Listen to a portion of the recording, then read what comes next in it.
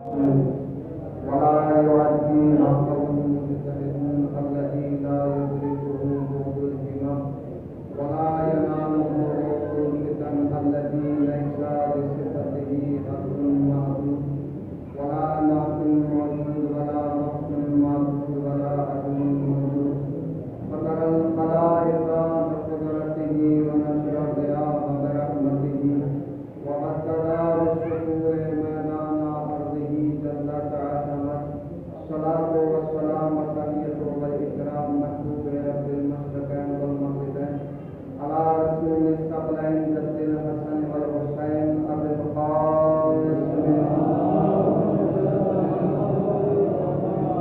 وعلى أهل بيته الطيبين الطاهرين المعصومين المظلومين المستقيمين المنتجبين ولعنة الله على أعدائهم أجمعين من يومنا هذا إلى قيام يوم الدين أما بعد فقد قال الله تبارك وتعالى في محكم كتابه الحكيم ومبارك الصادقين وقالوا الحق بالحق قال إمام جعفر الصادق عليه السلام السلام عليك أيها العبد الصالح صلوات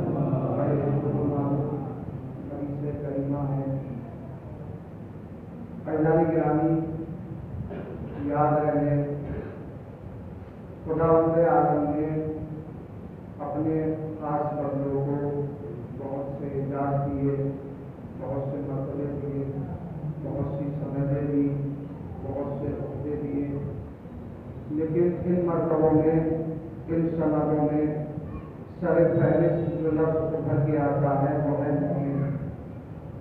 اگر اللہ کسی کو مومن بنا دے تو اب مومن تو مومن ہے اور مومن کا احترام لازمی ہے، اور یہ مومن اتنا بلند اعزاز ہے کہ اگر کسی کو مومن کہا جائے کہ اعزاز اتنا بلند ہے کہ لفظ مومن کو خود اللہ نے اپنے اسماء حسنہ کے لیے پسند کیا، یعنی اس کے اسماء حسنہ میں جہاں رحمان ہے، جہاں رحیم ہے، جہاں کریم ہے، جہاں سخی ہے، وہیں پر اس کا ایک نام جو ہے وہ ہے مومن، المؤمنوں کہا جاتا ہے۔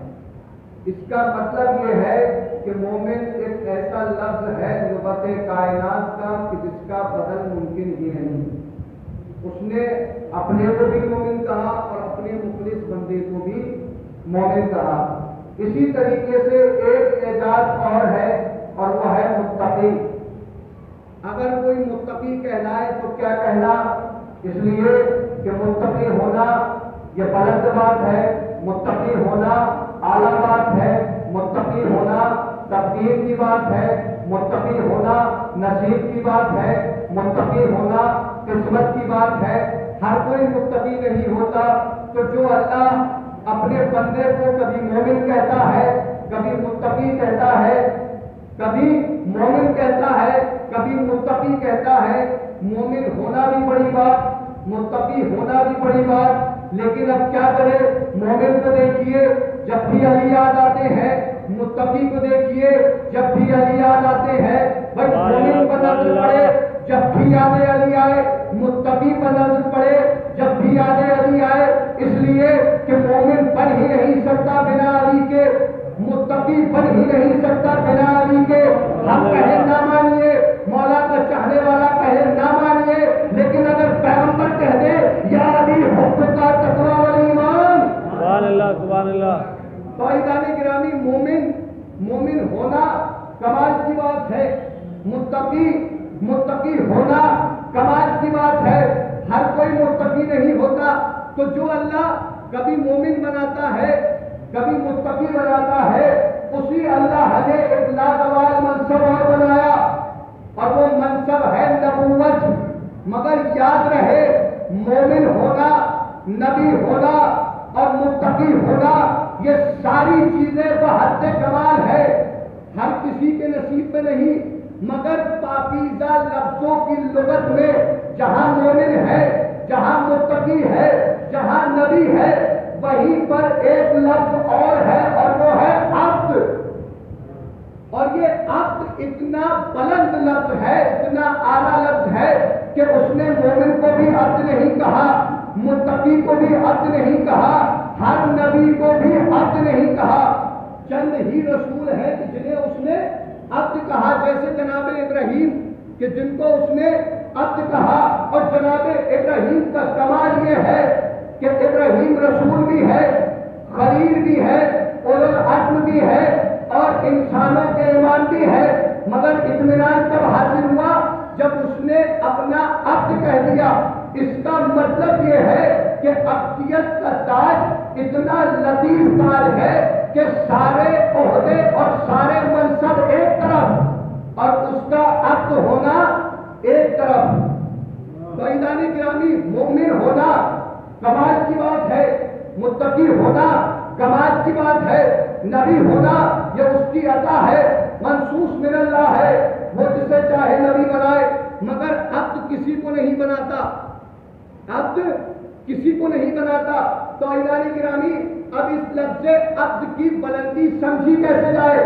تو یاد رہے، لفظ عبد کی بلندی کو سمجھانے کے لیے اس نے انتظام یہ کیا کہ جو اس کا سب سے بڑا نبی تھا اسے اس نے عبد کہا۔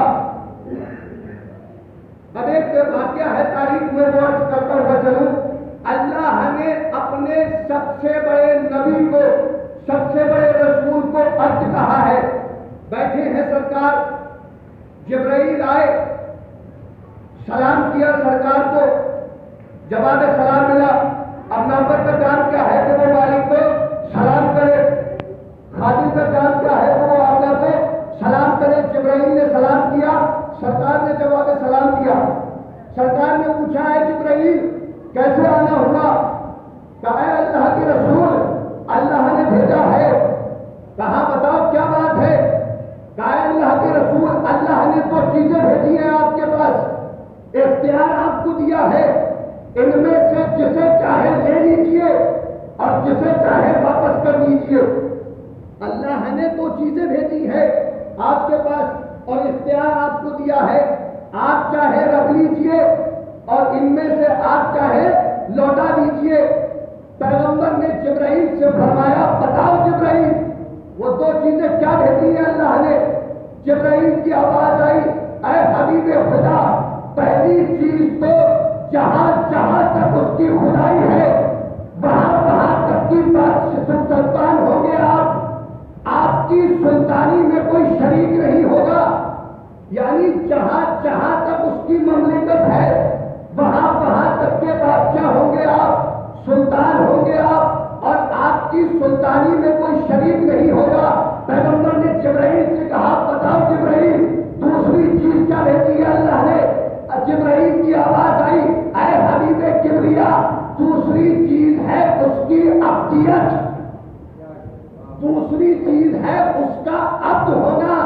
اختیار آپ کو ہے، آپ چاہے شاہی لے لے، آپ چاہے عبدیت لے لے۔ ایک مرتبہ جبرائیل سے پیغمبر نے مسکرا کر کہا، اے جبرائیل واپس جاؤ، شاہی لیتے جاؤ اور عبدیت چھوڑتے جاؤ۔ ہمیں اس کا عبد ہونا قبول ہے بنسبت بادشاہ ہونے کے، اور شاید یہ بات فضا نے سن لی تھی، جبھی تو کہا تھا مجھے صحرا کی کنیز ہونا قبول ہے حبش کی شہزادی ہونے سے۔ واہ واہ واہ واہ، صلوات پڑھے عظمت تو سرکار نے کیا فرمایا؟ سرکار نے فرمایا کہ شاہی لے جاؤ، حکومت لے جاؤ، اقتدار لے جاؤ، سلطنت لے جاؤ، بادشاہت لے جاؤ، عبدیت چھوڑے جاؤ، ہمیں اس کا عبد ہونا قبول ہے۔ اس اس کا مطلب یہ ہے کہ محمد